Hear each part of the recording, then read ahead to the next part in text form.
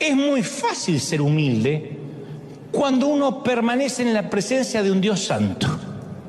Muéstrame un tipo orgulloso, te voy a mostrar un tipo inseguro y alguien que no ora realmente. Porque arrodillarse y decir, Señor Jesús, acá estoy en tu presencia, dame, Señor, las multitudes y permite ir a las naciones y que la chiripiorca me agarre, eso no es orar. Orar es dejarse examinar por Él. Lo que más debe aterrarte es que vivas una vida playita, superficial, que diga, a mí me va bien, yo grandes problemas no tengo. Entonces déjame que te diga, dudo que tengas un propósito. Porque Dios no va a procesar a alguien porque sí. Cuando Dios te procesa, te quiere enseñar a administrar sus graneros. Cuando pasas tiempos de escasez, Dios te observa si te sigues alegrando. Si la alegría del hogar no se va, porque resulta que la alegría y la felicidad estaban reguladas por tu presupuesto. Cuando haces que tus hijos estén felices y agradecidos por el poco pan que hay, entonces Dios te observa que has sido fiel por lo poco y dice, este puede administrar graneros. Este está capacitado para una red repleta de peces. Pero Dios te observa. Observa la fidelidad. En la congregación, en la iglesia, te ponen en un sitio a servir que a lo mejor nadie te ve, parece que nadie te da las gracias. Dios observa tu actitud, literalmente se cumples, eres fiel en lo poco, te pone sobre mucho.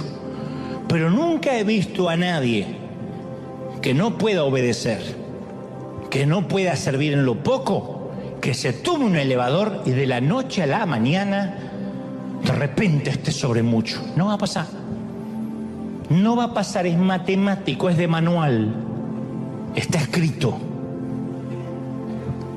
Yo a veces pienso cómo algunas personas salen de algunos ministerios, de algunas iglesias, de algunas compañías, y como salen, yo sé cómo les va a ir. ¿Por qué? Porque lo viví. Y lo peor que me pasaría a mí como papá espiritual es ver que sufran lo mismo que yo sufrí. ¿Quién quiere que sus hijos pasen la misma pobreza que el padre? ¿Quién? Un padre desalmado. Y lo peor que me puede pasar es ver a gente con espíritu de mosquito. Yo sé que ahí no vuelve nadie. Y cuando vuelven chamuscados, quemados. Entonces me dan ganas de decirle, no, vive el propósito, agradece este tiempo. Porque el propósito significa que el Dios de los sueños es más importante que los sueños de Dios. Entonces Dios nos lleva a veces por un embudo, ¿cómo decirlo?, por un valle, para que nos encontremos con Él. Y a partir de que uno tiene relación con Dios, uno es más fácil para luchar con el orgullo, no se te vuelan los pájaros por nada, mantienes la humildad, la sencillez. Yo puedo hacer bromas de mi orgullo, de mis torpezas, porque sé que cada día, aunque me cuesta horrores, estoy creciendo un poquito más conforme a la estatura de la plenitud de Cristo. Me falta, hasta que Cristo venga o hasta que me toque bajar al sepulcro, seguiré creciendo, porque Dios todavía tiene propósito para mi vida. ¿Crees que tienes propósito para Dios? ¿De verdad lo crees? ¿Quién cree que tiene propósito para Dios? ¿Quién cree? ¿De verdad crees que tienes propósito? ¿De verdad lo crees? Dios te va a moldear. Te va a moldear como el alfarero, te va a desarmar, te va a volver a armar, te va a quitar con el cincel, va a cincelar las partes ásperas de tu carácter. Y agradece cuando eso pase. Tiene que pasar. Hay cosas que yo le digo, Señor, ya no quiero volver a pasarla más. Y Dios me dice, sí, regresa otra vez. No has pasado bien la prueba. A veces me siento con el pecho inflado cuando reacciono en el espíritu y no en la carne. Porque la carne no es que se quedó en las aguas del bautisterio y murió para siempre. Eso que dicen, yo ya no tengo más carne. Yo acá no veo ningún espíritu caminando. Todos tienen carne. Algunos más carne que otros, pero carne al fin. De manera que uno tiene que luchar todo el tiempo. Todo el tiempo. Y a veces, ante una misma situación que ya vivía antes, ahora reacciono en el espíritu. Y antes reaccionaba en la carne. Como dije una vez, cuando reaccionas en la carne, hay una satisfacción. Se lo dije. Le dije de todo. ¡Ay! La carne hace qué lindo, pero el espíritu en minutos se te empieza a afligir. El Espíritu Santo se contrista. Porque te escuchas lo que dijiste y no lo puedes creer. Es que me sacó de las casillas, es que sacó lo peor de mí, mi peor versión. Pero el diablo celebra y el espíritu se contrista. Porque no tenías que reaccionar así. Porque no tenías que responder así.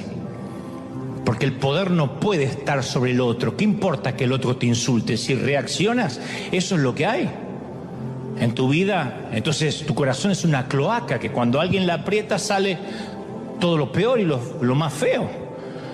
Y yo he pasado por esas etapas donde reaccioné mal. Hasta el día de hoy daría lo que sea por volver el tiempo atrás y callarme la boca. Pero después me vuelve a pasar la misma situación porque Dios dice, esta es una materia que tienes que rendir, si no, no puedes conducir un camión de 18 ruedas. Y entonces ahora tengo ganas otra vez de que la carne se satisfaga y respondo en el espíritu, con autoridad, con sentido común, pero no dejo que la carne tome lugar. ¿Y sabés lo que pasa? La carne se frustra. Ay, me siento un estúpido, tenía que haberle dicho. ¿Por qué no le dije? Pero le tenía que Pero el Espíritu Santo se vivifica y dice, bien hecho, siervo fiel, estás pasando el proceso. Entonces yo he llegado a comprender que los sueños de Dios son mejores que cualquier sueño que nosotros podamos soñar para nosotros mismos. El destino que Dios tiene para nosotros es mucho más grande que cualquier cosa que imaginamos para nosotros. Yo imaginaba que lo más lindo que me podía pasar era ser cantante.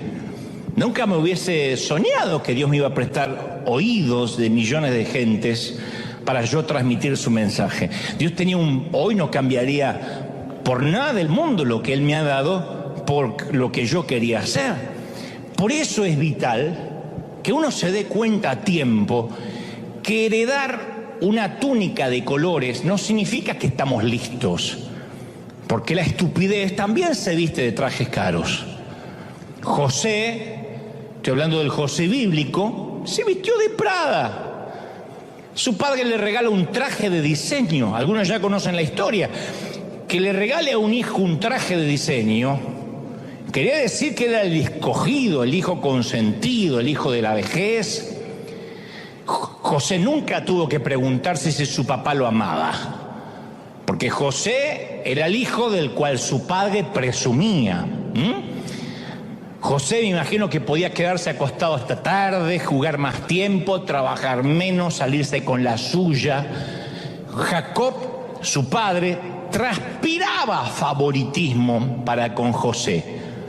Y José recibió un traje de marca, dice la palabra que le dio una túnica de colores. Los hermanos se vestían, iban los martes arroz al descuento de jubilado, lo que podían encontrar. Porque uno no puede vestir a 12 muchachos en pleno crecimiento con un salario de nómada sin salirse del presupuesto. Pero si se trataba de José, Jacob se gastaba un dineral. Papá, quiero Prada, le compró Prada. En esos días la vestimenta era una expresión del estatus. Y José tiene un traje que lo hace especial y cree también que es un llamado, que es un hombre especial. Pero todavía no sabe José que a un llamado no lo determina la ropa, el favoritismo, el favor, la gracia, sino el carácter. Porque uno se emociona a veces fácil con los regalos de Dios y no tiene idea la fortaleza que se necesita para llevar a cabo ese regalo de Dios, para mantenerlo, sostenerlo. Sin el carácter de Dios no se llega lejos. Sin el carácter de Dios no podemos sostener ni disfrutar la bendición. Por eso hay gente que no puede prosperar financieramente, que Dios, lamento si hay alguien que se sienta correspondido, pero que Dios el resto de la vida lo va a tener con lo justo, porque su carácter no está capacitado ni moldeado para administrar una fortuna o más dinero. Hay gente que apenas tiene más dinero, ya está, desaparece de la iglesia, cambian sus prioridades. Y Dios sabe eso. Entonces sabe que no tiene el carácter para sostener una bendición. Pero a veces usar la túnica del favoritismo puede ser un problema. Cuando nos sentimos el niño consentido, vamos a necesitar que a veces la vida, que Dios nos dé un par de buenos golpes para entender que no toda la vida podemos andar luciendo un vestido de colores. Estoy hablando en términos metafóricos, por supuesto, desde luego, ¿no? Podemos crecer pensando que somos el manojo de cosecha más grande en medio de las pequeñas y sumisas, que somos el tapón del océano, la última Coca-Cola del desierto. Entonces cuando llega alguien más inteligente, más ungido, más atractivo, nos mueve el piso porque estamos inseguros. A veces queremos ser los únicos que se visten en Prada o de Prada. Y debajo de ese traje de diseño, a veces escondemos el temor de perder nuestra posición favorable, porque José no solo vistió una túnica, sino que también tuvo grandes sueños acerca de su destino. Y los sueños en la época de José simbolizaban algo profético. Estos sueños eran impactantes porque hablaban del futuro de José. Y uno podría pensar, bueno, José recibe esos sueños y tiene sentido común, se calla la boca, no lo cuenta. Pero no, el muchacho no tiene sentido común. Reúne a sus hermanos que ya lo envidiaban, porque estos se vestían en ros y este andaba con su traje de Prada. Estos no tienen la túnica especial de él, ya lo odian, y el tipo les cuenta el sueño. Che, escuchen mi sueño, muchachos. Soñé que en un campo estaban todos los manojos de cosecha de cada uno, y de repente se levanta mi manojo de cosecha, mi gavilla se levanta más que la de ustedes. Y ustedes se reúnen alrededor de mi manojo y se inclinan. Esto quiere decir que un día voy a gobernar sobre todos ustedes. Yo voy a ordenar y ustedes se van a someter. Y ustedes se me van a inclinar expresando obediencia a mi autoridad. ¿No es genial? ¿No se alegran por mí? ¿Por qué no jugamos un poco al manojo póstrate para practicar? A ver, practiquen, inclínense ante mí. ¿Qué? Peor que un argentino recién llegado del Mundial. No lo soportaba nadie. Y el autor deja muy claro la respuesta de sus hermanos. Y lo odiaron aún más por los sueños que él les contaba. Esto es un serio caso de envidia manojera. Por contar sueños, o gavillera, por contar sueños que no tiene que contar.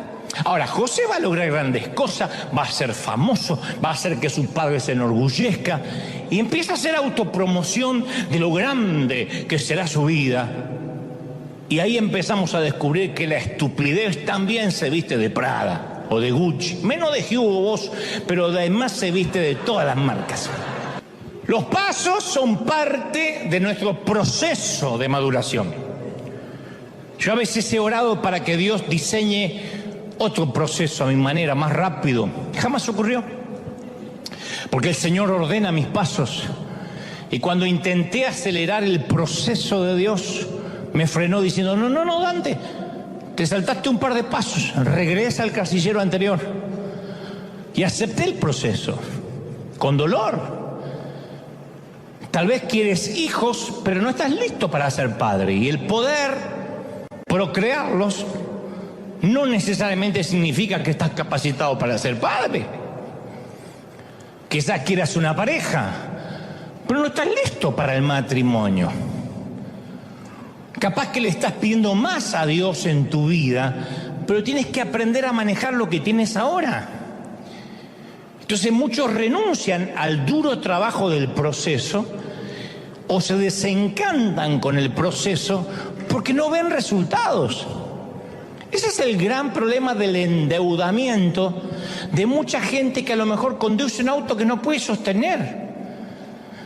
O vive en una casa que apenas puede pagar porque se saltearon el proceso. Hay momentos que a lo mejor hay que achicarse un poco, vivir un poco más amontonados hasta que seamos más holgados y podamos acceder a una cuota mayor, a una responsabilidad más grande.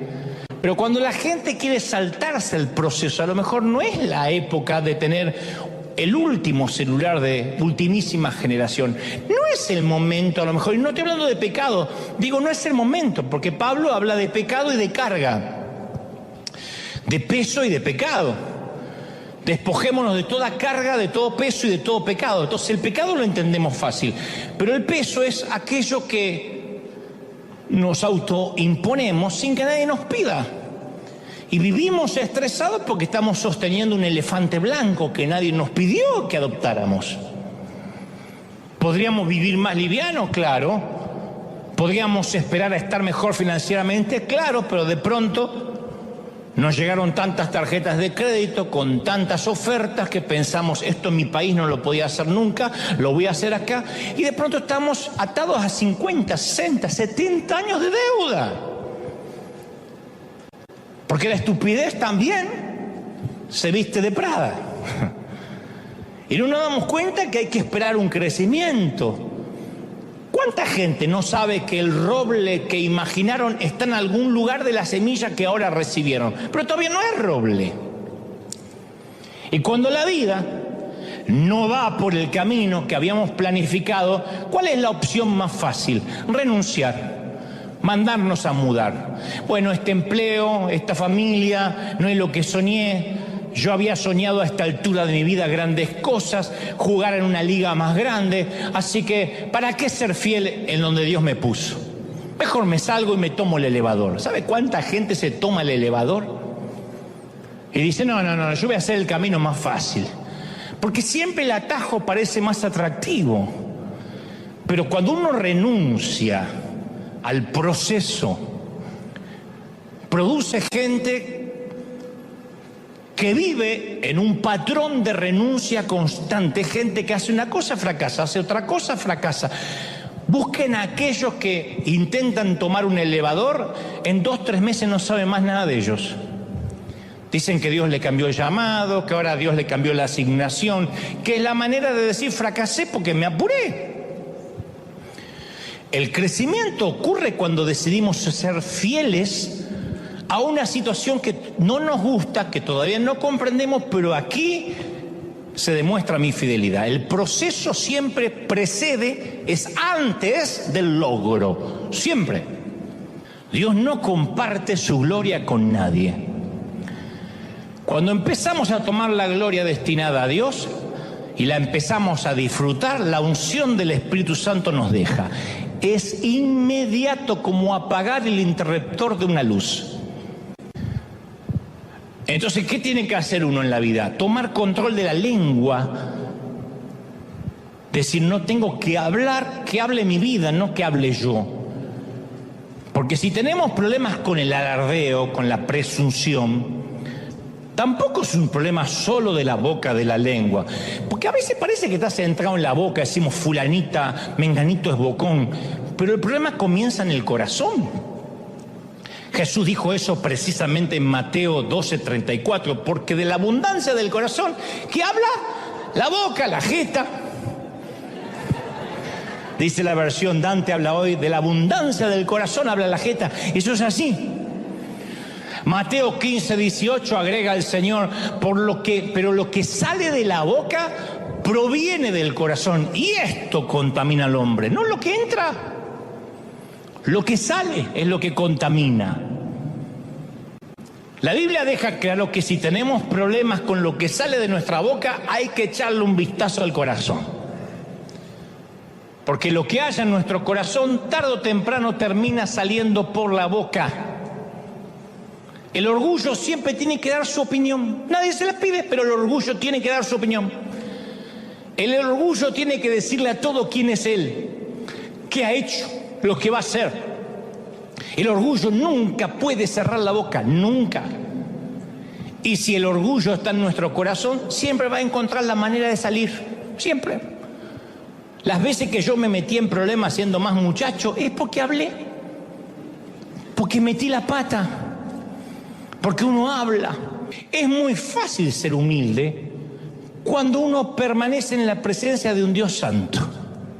Muéstrame un tipo orgulloso, te voy a mostrar un tipo inseguro y alguien que no ora realmente. Porque arrodillarse y decir, Señor Jesús, acá estoy en tu presencia, dame, Señor, las multitudes y permite ir a las naciones y que la chiripiorca me agarre, eso no es orar.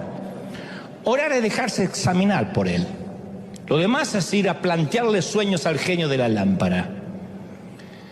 Si uno entra al lugar de oración, es muy difícil, si se deja examinar, salir de esa reunión sintiendo orgullo.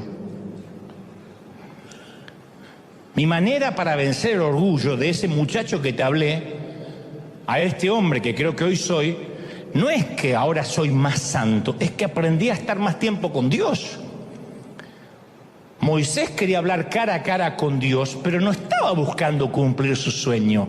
Él buscaba una relación con Dios, amaba ver su rostro. Moisés comprendió que era más importante el rostro de Dios que el sueño de Dios para su vida. Ya tenía un sueño Moisés.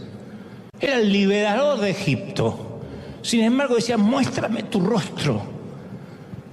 Por eso, si uno no está seguro de su llamado, yo te animo a que busques no el sueño, sino al dador del sueño. Que digas, yo quiero encontrarme con Dios. Cuando uno realmente tiene un encuentro con Dios, se le acaban las boberías, se le acaban las tonterías, porque no me mencionan, porque no me dijeron, pero que yo no figuré, pero debieron haberme dado las gracias al menos, no noté que me aplaudieron. Todo eso desaparece cuando uno está allí chiquitito ante la presencia de Dios. Dios nunca va a hacer algo que vaya contra el sentido común, que nos haga transitar por los rieles de la estupidez. Eso no es fe. Eso no es creerle a Dios y bajarse de la barca. Eso en ocasiones es simplemente no reconocer que a lo mejor este hombre quería dejar la fábrica y no quería trabajar más. A lo mejor quería amanecer todos los lunes a las 11 de la mañana sin que nadie lo molestara. Pero es más lindo, más glamoroso decir, Dios me está pidiendo que deje de trabajar. Ah, sí. Eso es como que Dios te pida, mata a tu suegra. Dios no lo va a pedir, aunque tengas muchas ganas. Y esa es una de las causas que los psicólogos llaman el fenómeno del impostor. Que después tratar de vivir una vida tratando de cubrir la baja estima, la inseguridad. En el caso de este muchacho, no quería hacer algo diferente a lo que ya venía haciendo. Él quería su foto en primera plana. A ese síndrome se le llama querer ser cabeza de ratón en lugar de cola de león.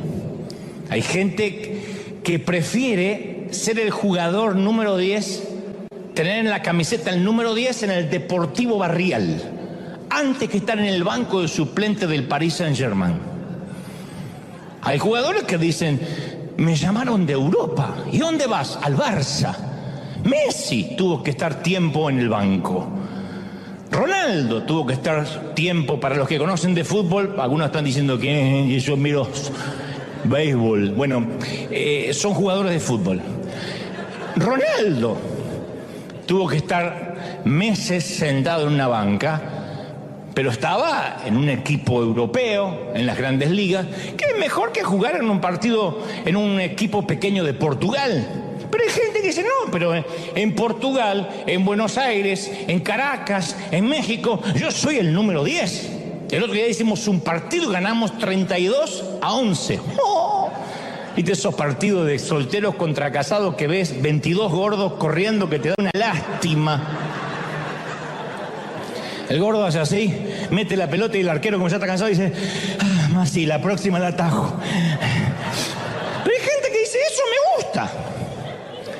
Antes que jugar en las grandes ligas, Dios nos libre de ese estrechamiento neurótico de los vanidosos. Pero todos enfrentamos ese desafío, todos, Y nuestro Padre también nos da regalo a través de nuestro crecimiento. Pero José comete un gran error. Encuentra su identidad en el regalo que lo identificaba como el hijo favorito, en lugar de la relación con su padre que debió haber tenido, que lo hacía ser el hijo favorito. A veces el regalo es lo que nos empieza a dar identidad. Y como resultado uno termina perdiendo ese regalo. A veces uno puede cometer el error de quedar atrapado en el regalo que Dios nos ha dado. Entonces, si estoy sirviendo a Dios, me siento que Dios me ama. Por alguna razón me toca estar sentado y recibiendo, siento que ya la gracia y el favor se me fue. No. A menos que tome identidad de lo que hago y no de lo que soy. Es espantoso ver gente que a veces se va de una congregación a otra porque allá le van a dar un puesto o le van a dar algo para hacer. Y yo no digo que esté mal el deseo de servir, lo que digo es que cuando la motivación es tomar identidad de lo que hago, en lugar de la relación con mi Padre, entonces voy a terminar perdiendo el regalo. Porque uno puede asignarse identidad en el ministerio, en el servicio, en lugar de asignarse la identidad en el Dios al que decimos servir. ¿Me siguen, sí o no? Me miran con la carita así medio extraña, yo no sé si me están siguiendo. Cuando uno toma identidad de lo que hace, corre el riesgo de perder el regalo. Entonces quiero aclarar algo importante. El padre le dio el regalo a José, no fue su padre el que se lo quitó. José perdió su túnica por sus propias acciones. Él la perdió porque estaba orgulloso de lo que representaba. Cuando Dios nos da regalos, Él nunca nos lo quita. La Biblia dice que irrevocables son los llamados de Dios. Irrevocable es el llamado y el don de Dios. Dios no te quita el don, lo cual no significa que vas a ser salvo, pero no te quita el don. Yo conocí una profeta que se fue de la iglesia y se hizo bruja. Y el mismo don que tenía para profetizar ahora era bruja. Pero eso no significa que tenga a Cristo en su corazón. Posiblemente si yo no me toca el día de mañana predicar, pueda tener la misma verborragia para hacer otra cosa, pero eso no significa de que voy a quedar mudo tan solo porque me vaya de la iglesia. Pero nosotros podemos perder los regalos de Dios.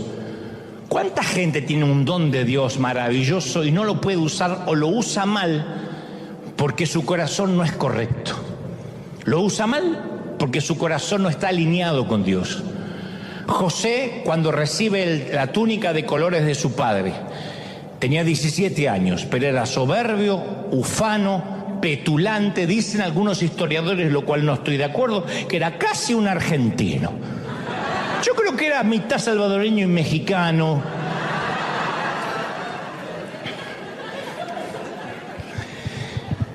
La Biblia dice que, ¿cómo sé esto? Porque la Biblia dice que José apacentaba el rebaño con sus hermanos y traía un mal reporte de los hermanos. Yo no digo que los hermanos necesariamente eran unas carmelitas descalzas, por ahí eran malos tipos. Pero esto de que él traía un reporte malo de sus hermanos revela que José pensó de sí mismo como alguien calificado para hacer este tipo de juicio acerca del resto. Cada vez que uno hace un juicio del comportamiento de los demás, eso revela una actitud orgullosa de nuestra parte. Dios dice, tienes que cambiar. Sí, pero aquel, fíjate, está peor que yo. Ahora, ¿por qué Dios le daría un sueño tan grande a un muchacho de 17 años? ¿Qué la edad que se presume tenía José? ¿Por qué no esperar a que él fuera mayor, un poco más sabio, un poco más humilde? La respuesta es sencilla. Desde la túnica al trono siempre hay peldaños, escalones. Pero una de las razones por el cual el orgullo sigue apareciendo es que intentamos tratar con el fruto en lugar de ir a la raíz. Entonces, cuando uno ve el orgullo en su vida, trata de sacar las tijeras de podar y decirme, tengo que cuidar un poco con lo que digo. Pero si uno no trata con la raíz del orgullo, va a continuar apareciendo y va a retrasar nuestro destino. ¿Cuál es la raíz del orgullo? Se llama inseguridad.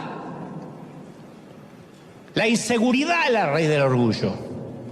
Si conoces a una persona orgullosa, conoces a una persona extremadamente insegura, que trata de enmascarar su inseguridad con grandes palabras pomposas, que en realidad es inseguridad. Siempre es inseguridad. No es solo esto freudiano, es bíblico. El que te dice Dios me va a usar de una forma explosiva, estoy tan ungido que me autoimpongo las manos y me caigo solo, es porque es inseguro. Está tan ungido que nadie le puede orar. Se ora solo y le agarra la tembladera. ¡Oh! Detrás de un orgulloso siempre hay un niño asustado. Siempre. Porque el orgullo es lo que la gente ve. Lo que sale por las bocas, lo que no vemos es la inseguridad en nuestros corazones. La inseguridad es la causa del problema. Por eso nunca vamos a poder tratar con el orgullo a menos que tratemos con nuestra inseguridad. Porque nuestra propia inseguridad es el combustible que pone a andar el comportamiento petulante. La inseguridad nos hace sentir que tenemos que hacerle saber a todos quiénes somos, lo que hemos logrado. Pero hay un defecto en esa lógica. Porque nuestros logros no es lo que nos hace valiosos. Nuestros sueños no nos definen. Nuestra identidad es que somos hijos del Rey, de Reyes. Eso es quienes somos. Eso somos. ¿Sí o no? Ahí uno cimenta la identidad. Y cuando lo estamos cimentados en la identidad de Cristo, ya el orgullo no tiene poder.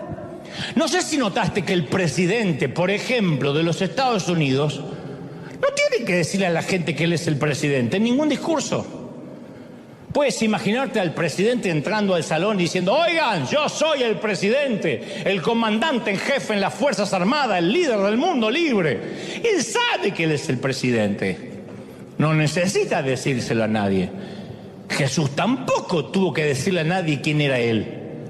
Porque sabía exactamente quién era, por eso podía lavar pies. Decía: yo sé de dónde vengo y sé a dónde voy. Cuando Satanás tentó a Jesús, lo primero que intentó es crear inseguridad acerca de su identidad. Si eres el Hijo de Dios. Y trata de tentar a Jesús para que demostrara algo. Y Jesús pudo haber dicho: sí, ¿cómo no? No te lo voy a permitir, yo soy el Hijo de Dios. Dame un minuto, te hago un par de milagritos y vas a ver quién soy. En lugar de esto, Jesús dio un hermoso ejemplo de seguridad. Él se aferró a las palabras de su Padre, dijo: escrito está. Y todo lo que Dios espera hoy de nosotros es que nos apoyemos en Él, que nos apoyemos en esa verdad. Jesús lo declaró en Juan 15:5, dijo: separado de mí, nada podréis hacer, nada. Yo siempre digo que soy un hombre sin oficio ni profesión, aunque hago televisión y puedo escribir alguno que otro libro y dar conferencias, sé que sin la unción de Dios, de verdad, no es falsa modestia, soy un torpe muchacho. Bueno, ya no tan muchacho, pero torpe. Me sigo viendo joven todavía. Pero yo encontré un método muy fácil para mantener frescas estas verdades de la identidad de Dios: pasar tiempo con Dios. Parece algo infantil, pasar tiempo con Dios. Un conocido mío, cuyo padre es un reconocido ministro, decidió que tenía que tomar la posta de la sucesión ministerial, que tenía que ocupar los zapatos del padre, que tenía que ser el nuevo pastor porque su papá ya estaba anciano. Nadie lo presionó. Dudo que Dios lo haya llamado, pero como su padre le dejó el legado, le abrió las puertas que a otro le hubiese negado, no lo acuso de nepotismo. Digo que se le hizo más fácil que a otro. Él tomó eso como una confirmación de su llamado. Pasó más de una década tratando de ocupar el lugar de su padre, pero amargado porque se dio cuenta tarde de que heredar el apellido no significa heredar necesariamente el llamado. Si tu padre es arquitecto, no tienes que seguir la arquitectura necesariamente. Si tu padre es pastor, no significa que los hijos son pastores necesariamente y que nunca van a trabajar de otra cosa. Es fácil decir: mis hijos ocupan el púlpito porque me vieron de pequeño. Sí, pero a lo mejor no tienen llamado. El hijo quiere ser cualquier otra cosa. Se me viene a la mente una mujer muy insegura que cree que si tiene éxito como cantante y como profeta, va a tener la atención y el cariño de la gente. Y se aferra a ese sueño, aunque hay una evidencia abrumadora que no nació para cantar. Es como la novia de Shrek, canta y explotan los pájaros. No.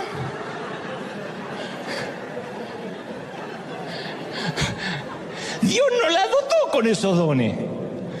Pero ella se aferra a ese sueño. Y siempre que alguien trata de decirle que está cometiendo un error, le causa un dolor insoportable porque siente que la rechazan, que no creen en su llamado, que le quieren poner un pie encima. En el llamado de Dios no hay atajos, no hay elevadores. En el llamado de Dios nadie puede tomarse un elevador. ¡Uy, estaba acá y subí al 22! No pasa. Quien pretenda subir por un elevador está enamorado de la foto, de ver su imagen allá arriba. Y no puedes enamorarte de la foto sin pasar por el proceso. Dios sabe que una bendición demasiado pronto y sin proceso nunca es bendición. Una bendición que llega demasiado pronto nunca es bendición. Vayan a buscar la historia de los ganadores de la lotería. Especialmente si esos ganadores de la lotería no tenían donde caerse muertos antes de sacarse el gran billete. O los boxeadores que de una pelea a la otra se hacen multimillonarios. O futbolistas que firman un contrato astronómico, soberbio y sideral de la noche a la mañana y terminan con vidas disipadas, con vidas perdidas, porque no tenían el carácter para administrar, para sostener la bendición. Y la vida de José es una historia de buenas y de malas noticias. Es el consentido de papi, eso es muy bueno. Sus hermanos lo odian a muerte, eso es muy malo. Su papi le regala una hermosa túnica Prada, eso es muy bueno.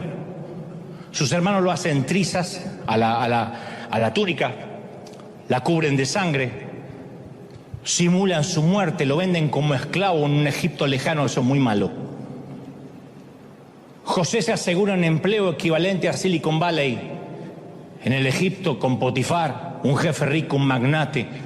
Le cae muy bien a Potifar, así que se le concede mucho poder, le da un ascenso, trabaja en la oficina principal, termina haciéndose cargo de todo, es un gran empresario, aparece en la portada de Forbes.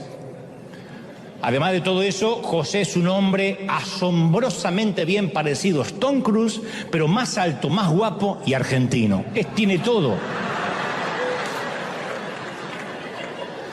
Todo esto es muy bueno. La esposa de Potifar está de acuerdo que es muy guapo, trata de seducirlo, eso es muy malo. José se resiste, eso es muy bueno. La mujer despechada se enfurece, le miente a su esposo. Hace que José vaya a dar con sus huesos a la cárcel. Como en Egipto no hay una buena regulación contra el acoso sexual, José está atrapado. Muy malo. En la prisión conoce al mayordomo del faraón, interpreta su sueño, predice que el mayordomo lo van a dejar a salir en libertad condicional y se quedan de acuerdo que cuando éste salga en libertad condicional va a conseguir la libertad de José. Pero el mayordomo se olvida de José y él languidece en prisión. Muy malo. Y uno se pregunta, ¿cómo termina esta historia? Lo que importa en las historias de buenas y malas noticias es cómo termina la última parte. Si termina con malas noticias, todo lo que haya pasado fue una falsa esperanza. Si la historia termina con buenas noticias, la historia entera queda redimida. No importa lo que haya pasado. Entonces hay una gran diferencia entre la fe y la necedad. A veces sabemos, estamos conscientes que estamos haciendo una estupidez, pero la disfrazamos con Dios me dijo, con Dios me llamó. Y eso es porque nos miramos al espejo de tanto en tanto y vemos un hermoso traje y pensamos que ya estamos listos para cumplir el sueño. Y nos olvidamos que la estupidez también viste de Prada, que la estupidez llega a los 40, a los 50, a los 60, a los 80. La estupidez no tiene límites y tampoco respeta edades y mucho menos niveles académicos. El Señor no envió a José a que fuera vendido como esclavo e incluso que fuera a prisión porque sí. Él estaba con él. Continuamente en las Escrituras, si ustedes leen la historia, van a decir, y Dios estaba con José. José estaba saturado de significado y de propósito. Una y otra vez dice, y Dios estaba con José en la cárcel, en la casa de Potifar, en el pozo, en la cisterna. José tuvo que aprender a vivir sin la túnica. Cuando entendió lo que era vivir sin la túnica, recién pudo cumplir su sueño, alcanzar la profecía y llegar al trono. Terminó siendo gobernador de Egipto, el segundo hombre más rico y más poderoso del mundo, y probablemente tenía en su closet cientos de túnicas Prada. Cuando ya fue poderoso, Dios le restituyó lo que había perdido al 100%. ¿Cuándo? Cuando José recuperó algo mucho más importante que la ropa, que una túnica. Cuando recuperó la relación con su padre. Durante años no supo nada de su papá terrenal, ni siquiera estaba seguro que vivía. Pero después que José se dejó procesar, restauró su relación con su padre y recuperó lo perdido. Entonces hoy quiero que agradezcamos por la temporada que nos toca vivir sin la túnica de colores. Porque significa que Dios tiene un propósito. Quiero que te lo grabes. Si las cosas se están poniendo feas, es porque Dios tiene un propósito. ¿Cuántos de los que somos papás quisiéramos evitarle dolor a nuestros hijos o no? ¿Quién no le daría por las noches una inyección de experiencia para que nunca le rompan el corazón a nuestra niña? Para que nunca nuestro hijo lo despidan del empleo, para que nunca tenga una mala nota. Por eso hay padres que cuando vienen con una mala nota del colegio quieren ir y quemar el colegio con los profesores adentro, porque mi nene no se lo merece. Pero tiene que golpearse en la vida. ¿O no nos golpeamos nosotros en la vida? ¿O cómo llegaste hasta aquí?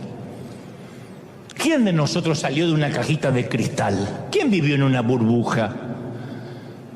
Yo pasé años predicando en pequeños campamentos donde me ponían en el peor horario. Estaban todos los muchachos así. Yo decía, ya termino. Habían jugado la pelota, piscina todo el día y me ponían a última hora a predicarles.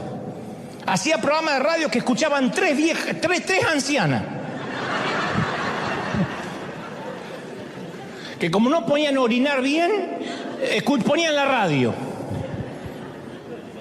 Yo no entendía que mientras que yo trataba de edificar un ministerio, Dios estaba tratando de edificar a un hombre. Hoy, años después, por ejemplo, en River tenemos un orden, una excelencia, todo está cuidado, el servicio es detallado, minuto a minuto. Y hace poco un colega me dijo, nuestros servicios son más espontáneos. Mis mensajes, dice, son hasta espontáneos. Yo prefiero fluir en el espíritu. Dice, yo sé cuándo comienzan los servicios, pero nunca sabemos cuándo acaban. Pensé que yo iba a decir, mirá qué ungido.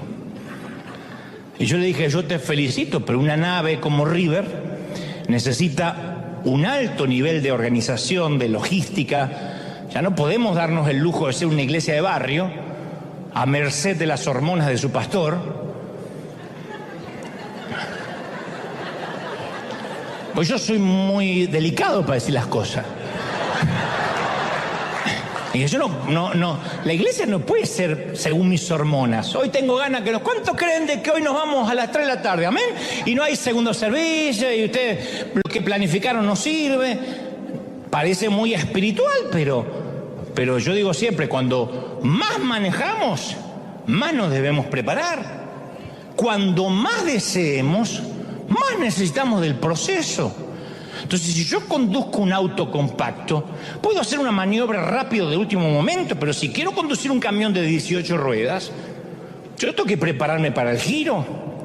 Entonces, Dios no va a darnos cosas grandes hasta que no aprendamos a manejar las cosas pequeñas. Y este colega mío, mientras que siga teniendo servicios hormonales, dudo que alguna vez tenga una mega iglesia.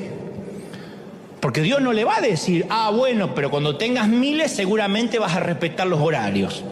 Ahora eres un despadroso, pero cuando tengas miles, seguramente el servicio va a terminar a una hora prudente y te vas a preparar en lugar, no sé por qué estoy diciendo esto. Pero volvamos a nuestro José, dejemos a mi amigo en paz. Las Escrituras dicen que sus hermanos lo odiaban por causa de sus sueños, Génesis 37:8, y por causa de sus palabras.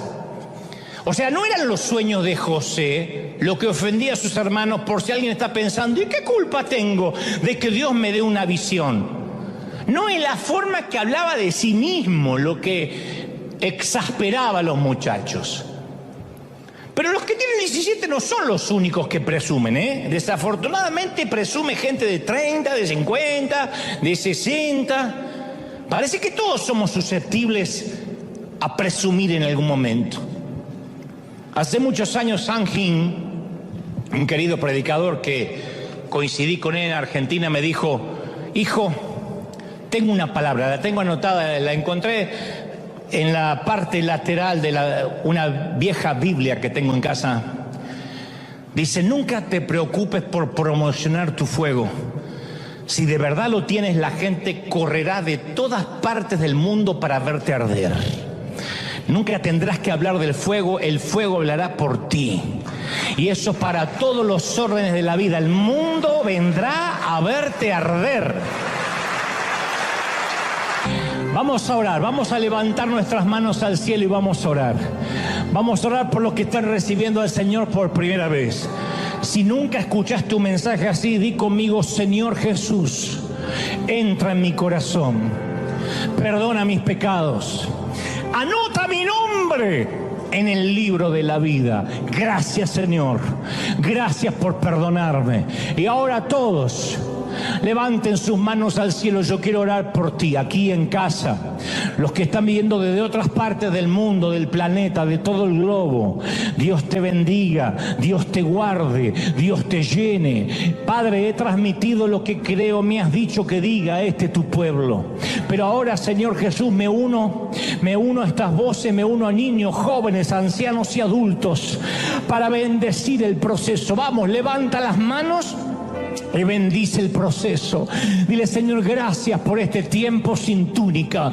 Gracias por este tiempo de dolor, de escasez, de enfermedad, de panteones, de hospitales, de cuidados intensivos. Porque sé, hoy me voy con la confirmación de que hay un propósito, de que hay un llamado de Dios. Y ese llamado, dice el Señor, es irrevocable. ¿Sabes? Yo he sentido mientras predicaba recién que el Señor me dice que te diga, yo no te dejo hasta que no termine mi obra en ti. Yo no estoy dado por vencido contigo. Y lo digo porque yo siento que hay gente que ha dicho, Dios se cansó de mí, lo harté, crucé todas las líneas de misericordia. Pero el Señor me dice, yo no me doy por vencido contigo. Yo sigo procesándote porque te he puesto con propósito. Y como a José, yo te voy a poner en sitios donde yo he soñado para ti, donde he determinado que te llevaré, donde mi gloria abrirá caminos, donde los cielos se abrirán delante tuyo, donde toques, pises, camines. Ahí estará mi bendición. Pero he aquí viene el tiempo del proceso, y el proceso está en ti, porque yo trabajo con tu carácter, trabajo con tu temperamento, dice el Espíritu. Padre, gracias por esta tarde, por esta mañana, tarde o noche, en cualquier parte del mundo. Levantamos las manos al cielo y adoramos. Adora conmigo, iglesia amada. Dios ha hablado hoy con su pueblo. Dios ha hablado no solo con River, sino con los que pertenecen a este río de todas y cualquier parte del mundo.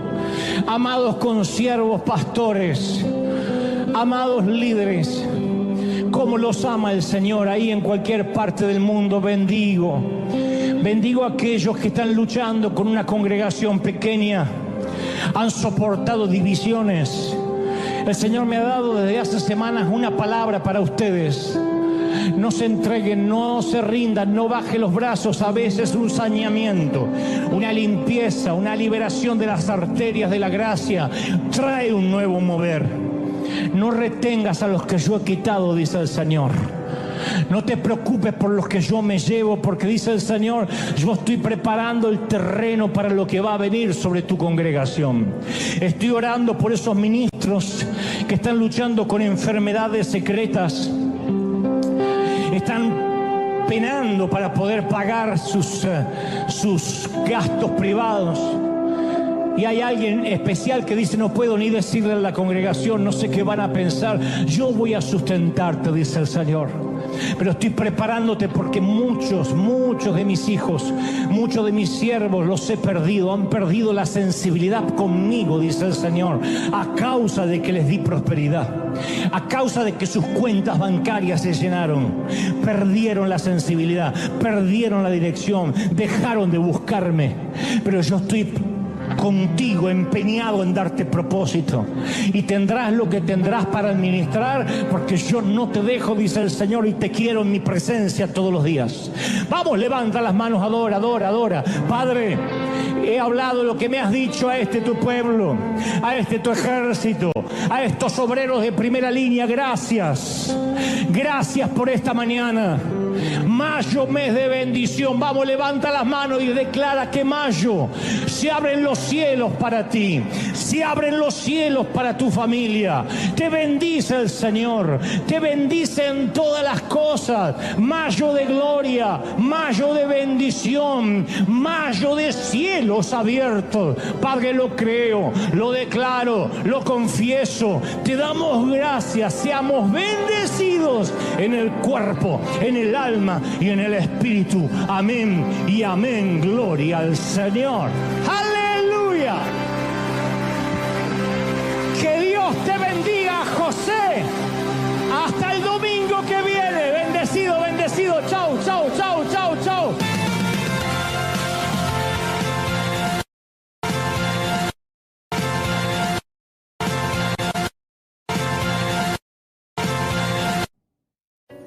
La fe no nace en la mesa de negociaciones donde canjeamos nuestros dones por un milagro de Dios. Por favor. La fe no nace decretándola en un congreso profético. Son pamplinas. Te están timando. La fe tampoco nace pactando por un milagro. Son patrañas de alguna maratónica para robarte el dinero. La fe no es un premio que se otorga porque confesaste la fe. No es un título legado de los que se autodenominan apóstoles. La fe es una zambullida desesperada desde el bote de los esfuerzos, creyendo que Dios nos va a sacar del agua. Alguien tiene que creerlo, ¿sí o no? ¡Lleva! Y en la carta a los Efesios, Pablo escribe sobre esta clase de fe. Porque por gracia sois salvos mediante la fe. Y no es por ustedes, es donde Dios, no es por obras para que nadie pueda jactarse. Así que esto se trata de oír la voz y dar el paso. Como Pedro estamos conscientes de dos hechos, que nosotros nos hundimos y él se mantiene a flote. Es lo único que vamos a saber, es la única información que necesitas. Tú dices, pero el cáncer sigue, pero el Señor se mantiene a flote. Pero mi tormenta económica cada vez es peor, pero Dios está a flote. Tu problema sería que dijeras, di a Dios y también se estaba hundiendo, pobrecito. Pero mientras que Él esté a flote, hay que tratar de sobrevivir, mantenernos mirándolo, abandonar el Titanic de nuestro fariseísmo y nos paramos firmes en el sendero sólido de la gracia de Dios. Y sorprendentemente vamos a caminar sobre el agua. Y cuando la gente nos pregunte cómo podemos mantenernos firmes en tiempos de enfermedad y de crisis y en tiempos de problemas familiares, no nos jactemos, no fanfarroñemos. Hay que señalar sin vacilación a aquel que lo ha hecho posible. Hay que decir, es que yo fijé los ojos en Él. Cantar, fija tus ojos en Cristo, tan lleno de gracia y amor, y lo terrenal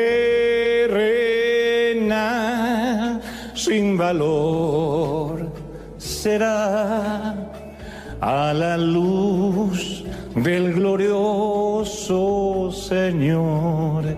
Fija los ojos en Él todo el tiempo. Algunos, a diferencia de Pedro, nunca miran atrás y lo celebro. Otros hemos sido como Pedro, uno siente el viento y nos llenamos de miedo otra vez. Quizá enfrentamos el miedo del orgullo. Bueno, tan malo no puedo ser porque fíjate, estoy caminando sobre el agua. Fíjate lo que puedo hacer. Quizá enfrentamos el viento del legalismo. Bueno, sé que Jesús está haciendo parte de esto, pero yo hago el resto, yo cuido mi propia santidad. Sin embargo, la mayoría de nosotros enfrentamos todos el viento de la duda. Soy demasiado pecador para que Él me rescate. No merezco que me salve la vida. Y nos hundimos más profundo en culpa. Algunos abrimos los ojos y lo único que vemos es oscuridad. Tratamos de respirar y no hay oxígeno. Y tratamos desesperadamente de volver a la superficie. Y con nuestras cabezas apenas fuera del agua, tenemos que tomar una decisión. El arrogante se pregunta, voy a salvar las apariencias. Así que prefiero quizá ahogarme en el orgullo. Sí, es una posibilidad. O clamo pidiendo por ayuda y me tomo de la mano de Dios y me meto el orgullo en el bolsillo. El legalista se pregunta, ¿voy a hundirme bajo el peso de la ley? ¿O abandono la doctrina y por una vez camino por gracia? Bueno, conocemos la decisión de Pedro. Dice que cuando él empezó a hundirse, clamó, ¡Señor, sálvame! Inmediatamente Jesús lo levantó.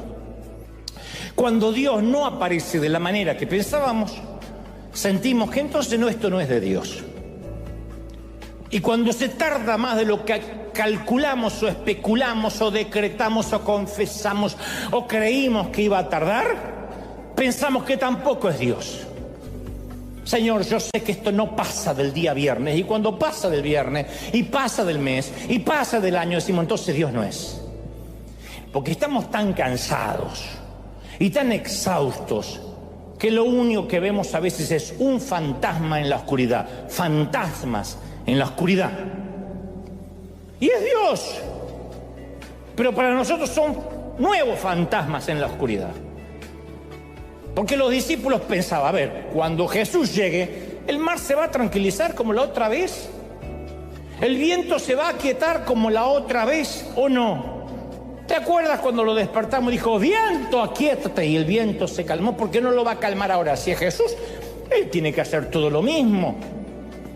Es como esos predicadores que dicen, si tú confiesas y lo declaras, vas a ser sano. ¿Por qué? Porque ya lo hizo muchas veces. Nadie tiene la receta de cómo Dios lo va a hacer. Ni los padres criamos distintos hijos iguales. ¿Por qué? ¿Qué sé yo? Porque cada uno entiende, comprende de maneras diferentes. Y porque uno no tiene la misma edad que cuando fue padre por primera vez, que cuando fue padre por cuarta, quinta o la vez 18. Mis hermanos siempre le decían a mi papá, Dante hace de todo con ustedes les aguantan cosas que a nosotros ni nos soportaban. Mi papá decía, pero cuando te tuve a vos, Sergio, yo tenía 20 años. Ahora tengo 50, ni me acuerdo que tengo hijo.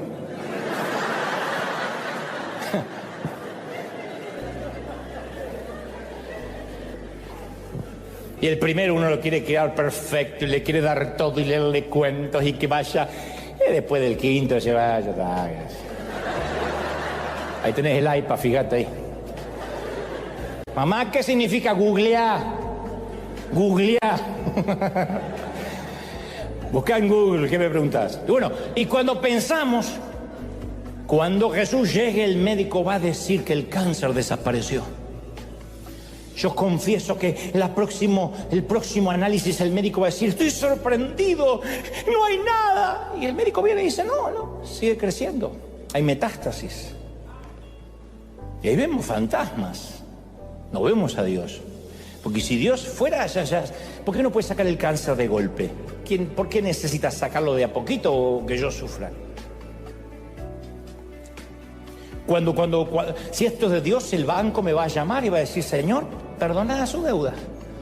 No sé quién apretó un botón de LED y justo su deuda. Y el banco dice, no, vamos a ejecutar. Y uno dice, no, eso es un fantasma, este no es Dios. Porque Dios va a obrar como yo escuché, que dicen, no sé qué pasó, acá me dice que usted tiene 0 deuda. Y a veces las deudas así no funciona, tenemos que pagar hasta el último peso, refinanciar y pedir prestado y embarcarnos más. Yo he tenido desde milagros a que la deuda fue pagada por alguien de golpe y he tenido que pasar años pagando una deuda. El problema es que cuando por buscar la fogata, el fuego, nos perdemos la vela, cuando por querer oír el estruendo pasamos por alto el susurro y creemos que ese no es Dios. En el mar de Galilea nada había cambiado, todavía rugía la tormenta, el viento seguía chillando, el bote se tambaleaba y en el medio del tumulto oyen la voz, dice, que a la 4ª vigilia de la noche, esto es entre las 3 y las 6 de la mañana, no sabemos cuándo fue, pongámosle 4 de la madrugada, cuando más oscura está la noche, Jesús vino a ellos andando sobre el mar, andando sobre la tormenta no se calmó. Les quería decir, yo soy el Cristo que puede caminar sobre tu tormenta, no necesito calmarla para que me creas. Yo puedo caminar sobre tu crisis, puedo caminar sobre tu dolor. Y les dice, valor, soy yo, no tengan miedo. Y ellos viendo a Jesús, o sea, no es que ya pensaron que era un fantasma, viendo a Jesús, dice las Escrituras, que andaba sobre el mar, tuvieron pánico, miedo. Entonces, ¿por qué no viene Jesús? Si no es un juego, si esto es serio, ¿por qué no aparece? Preguntas, insisto, que todos nos hemos hecho en algún momento. ¿Y por qué? En el hospital, tratando de ver una luz de esperanza en la costa. ¿Quién no estuvo en el hospital? Y a veces se sufre más en la sala de espera que estando dentro, en la sala de cuidados intensivos, donde uno está medio drogado y no sabe ni dónde está. Pero los que esperan afuera, los que esperamos afuera, ¿cuántas veces hemos visto o hemos tenido la esperanza de ver una luz en la costa y hemos reprendido y decretado y oramos todo lo que se nos ocurre, leímos la Biblia y confesamos en fe? Porque aparte uno tiene esa sensación de que sabemos que Jesús sabe lo que nos está ocurriendo. No somos ateos. Decimos, yo sé que Dios sabe lo que me está pasando, que está consciente de la tormenta que me aflige. ¿Y por qué no aparece? ¿Por qué no lo vemos en ninguna parte? ¿Por qué hay que esperar tanto? ¿Por qué hay que esperar que perdamos la casa? ¿Por qué hay que esperar que nuestro hijo corra peligro? ¿Por qué hay que esperar que se disuelva la familia y él no aparece? Y ahí es cuando nuestro corazón, dije al principio, se empieza a endurecer. No lo estoy justificando, simplemente es una realidad. Porque nuestras oraciones comienzan a salpicarse con preguntas a Dios, hasta hechas con rabia. Yo he orado con rabia muchas veces. Di que Dios me tiene paciencia y dice, este cabezón no sabe que lo estoy procesando. Pero yo he orado muchas veces con rabia. Señor, si no lo haces, nunca más te voy a servir. Oh. Y Dios se quedó preocupado meses. Pero uno se pregunta, ¿dónde está Dios y por qué me hace esto? ¿Por qué? ¿Por qué me hace esto? No estoy diciendo que provocó la tormenta, pero ¿por qué me deja solo? Entonces la piedra del dolor golpea la ventana de nuestro corazón y todo lo que vemos es la espalda de Jesús subiéndose al monte. Y duele, caramba que duele. La pregunta de los muchachos era, ¿qué esperanzas tenemos de sobrevivir a la tormenta de esta noche? Y la nuestra es, ¿dónde está Dios cuando mi mundo está embravecido? ¿Dónde está Dios cuando el enemigo parece demasiado grande, la tarea demasiado pesada, el futuro demasiado incierto y las respuestas demasiado pocas? ¿Dónde está? Y esto es lo que quiero compartirte, que quiero que jamás te olvides. Lo explicaré en un momento, pero quiero que no te olvides de este axioma, de este proverbio, de este tótem. Jesús sabe cómo te sientes. Lo diré otra vez. Jesús sabe cómo te sientes. Jesús sabe cómo te sientes. ¿Lo oíste? Lo grabaste. Y ahora sí, para que esta frase no sea un cliché, una frase hecha solamente, un eslogan, para que la frase tenga peso, te cuento lo que le pasó a Jesús en un solo día antes de la noche de la famosa tormenta.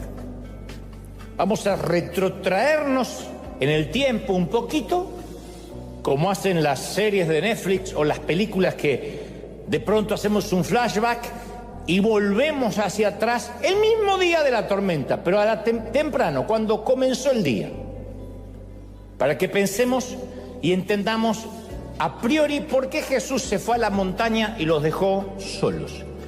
Yo he aprendido que a menudo la fe es la hija del miedo. Yo lo he aprendido así. Nunca me lo enseñaron, lo aprendí a los golpes. La fe es la hija del miedo. Pedro, por ejemplo, sabía lo que esa clase de tormenta podían hacer. Era pescador, más que cualquier otro. Era un viejo lobo de mar. Y había oído historias, había visto los naufragios. Conocía las viudas de los pescadores. No hay una sola semana en que no había un funeral en las costas de Galilea por algún barco que se dio vuelta o naufragó. Y él sabía que la tormenta podía matar. Y quería escapar de ella desde las 6 de la tarde. Había querido salir desde ese bote durante toda la tarde y noche. Durante 9 horas había sujetado la vela, luchado con los remos, mirando el horizonte en busca de alguna esperanza y nada. Estaba empapado hasta el alma y cansado hasta el último hueso. ¿Estuviste ahí? Yo sí. No en el bote, pero sí empapado y cansado hasta el último hueso. Cada fuero más íntimo de mí algún día no pudo más. Cada átomo de mi ser estaba agotado. Así que si ahora vemos a Pedro en esta escena y lo vemos a los ojos, vamos a ver la cara del miedo. Pero este miedo nacería, de este miedo iba a nacer un acto de fe, que es lo que siempre pasa. Porque, insisto, la fe suele ser la hija del miedo. Lo que intento decir es que si Pedro hubiese visto a Jesús caminando sobre aguas tranquilas, en una noche serena de calma de primavera, jamás le habría pedido caminar hacia él. No. Y nosotros tampoco. Si yo hubiera nacido en una casa de padres ricos, jamás habría rentado un solo estadio por fe. Nunca habría emprendido un acto de fe, nunca. Uno piensa al revés, que si hay mucho dinero en el banco uno hace grandes cosas. No. Uno se queda en la zona segura y no hace nada. Muchos de ustedes no estarían en este país si las cosas hubiesen salido muy bien o como esperaban en vuestros países. Me consta que algunos cruzaron la frontera desesperados para tratar de darle un poco de dignidad a su familia, y algunos solos vinieron aquí a pelearse palmo a palmo con la vida, en una vida que es mucho más difícil que en nuestros países, especialmente cuando no hay legalidad, para poder mandar una remesa y poner un poquito de pan en la mesa para sus hijos. Para eso se necesita miedo, miedo a no morirse de hambre. Para eso se necesita miedo, temor de no quedarse en la pobreza. Y el miedo produce la fe. De eso estamos hechos los que hemos tenido miedo. Y entre otras cosas, jamás habría predicado un solo mensaje si no hubiese tenido pánico de hablar la primera vez. Jesús sabe cómo te sientes.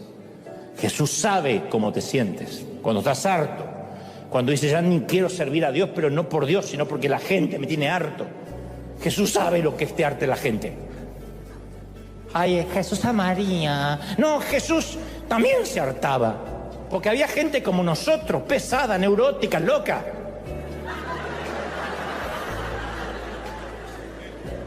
Me pasa a mí, y no soy Jesús. Ay, pastor, date. Ay, qué argentino. Y ya me condenan. Pero por ahí tengo ganas de ir al baño. Es que yo vine de lejos, te dice así. Es que yo vengo de Texas. Y bueno, y te felicito, mi hija. Ahora bien, todos sabemos que Jesús sabe lo que significa soportar grandes tragedias. Podemos hablar de que Él soportó la cruz, el huerto de Getsemaní. Mucha gente entiende eso. Pero por alguna razón nos cuesta creer que Jesús también sabe lo que es lidiar con el estrés, con el surmenage, con los días difíciles. Él también sabe.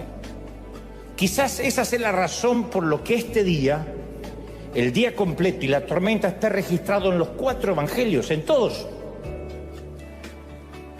Ninguna otra cosa aparte de la crucifixión lo cuentan los escritores de los evangelios. Ni el bautismo de Jesús aparece en todos los evangelios, ni su tentación, ni siquiera su nacimiento en detalle. Pero los 4 escriben sobre este día. Es como si Mateo, Marcos, Lucas y Juan supieran que algún día nos vamos a preguntar si Él nos entiende. Y ellos proclaman en grandes letras: Jesús sabe cómo te sientes. Jesús sabe lo que es el estrés diario. No es que Jesús está en el nivel guerras, en el nivel conflictos de Medio Oriente, y lidiar con hijos y con nietos y con un esposo que no se baña no es algo que Él haya dejado de contemplar.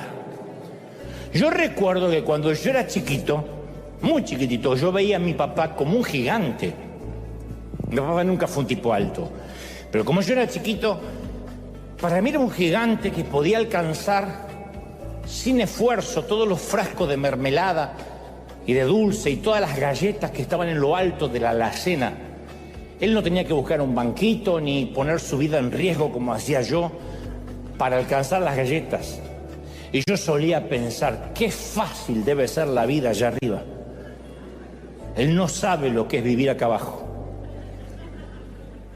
Esa es una frase que jamás podríamos decirle nunca a Dios, nunca. El escritor de los Hebreos 4:15 dice: porque no tenemos un sumo sacerdote que no puede compadecerse de nuestras debilidades, sino que Él fue probado y tentado en todo, según nuestra semejanza, pero sin pecado. Él pasó por todo. O sea, nos quitó el derecho a decir, qué fácil debe ser Dios la vida allá arriba, ¿verdad? Porque tú no sabes lo que es vivir acá abajo. Sí, Él sabe lo que es vivir acá abajo. Él sabe lo que se siente estar acá abajo. Lo sabe, no se ha olvidado. Intercede por nosotros. Entonces, Él vivió las tensiones de todas las formas, sin excepciones.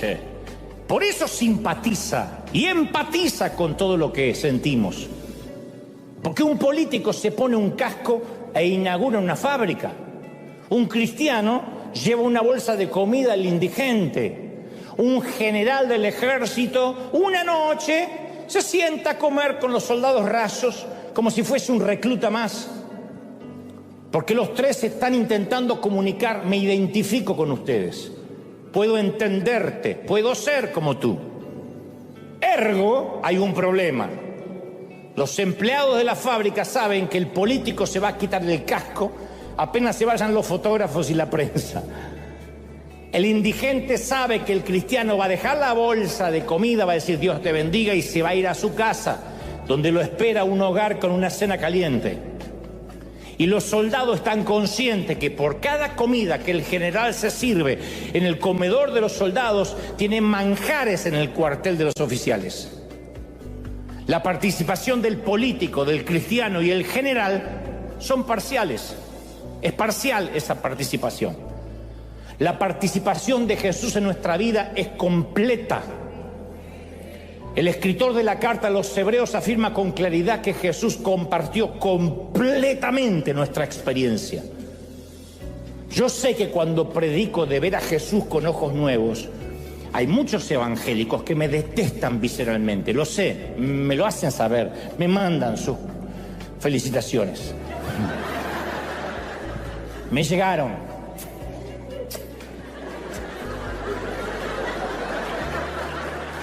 Me llegaron. Yo creo que me han mandado tantas veces al infierno que si aún me fuera, Satanás dice, no, ya te mandaron mucho. Porque es más atractivo limpiar las manchitas del altar. Nos sentimos más seguros con un Jesús que se parezca más a un héroe de DC Comics.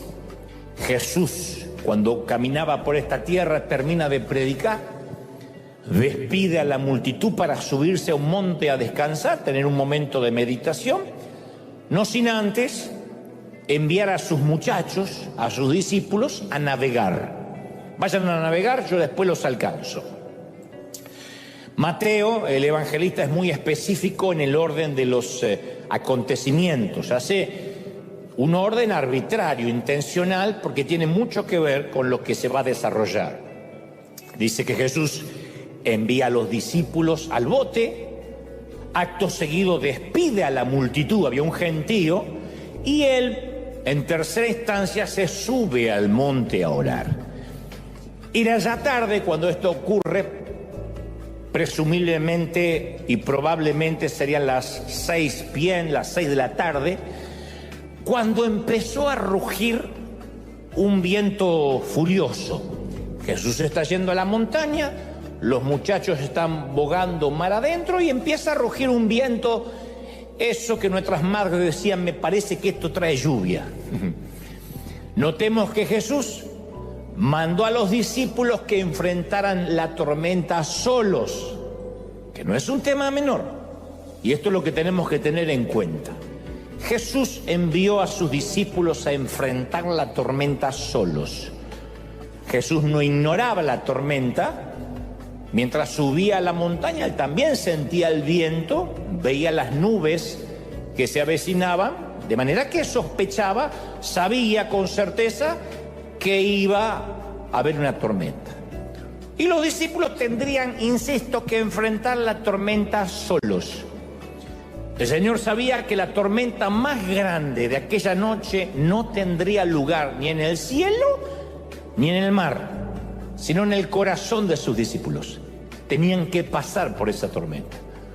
El miedo mayor de sus muchachos no iban a ser las olas provocadas por la tormenta, sino ver las espaldas de su líder mientras los dejaba que enfrentara la noche solos, que enfrentaran la tormenta solos, repleto de dudas, como algunos de nosotros estamos ahora o hemos estado en alguna ocasión. Cuando vemos que el Señor parece que se aleja y nosotros nos quedamos solos con la tragedia. Y decimos, ¿pero qué hice de malo para merecer esto? ¿Por qué tengo que atravesar estas situaciones? ¿Y por qué el Señor se aleja? Porque es lo que sentimos, esa sensación de orfandad espiritual.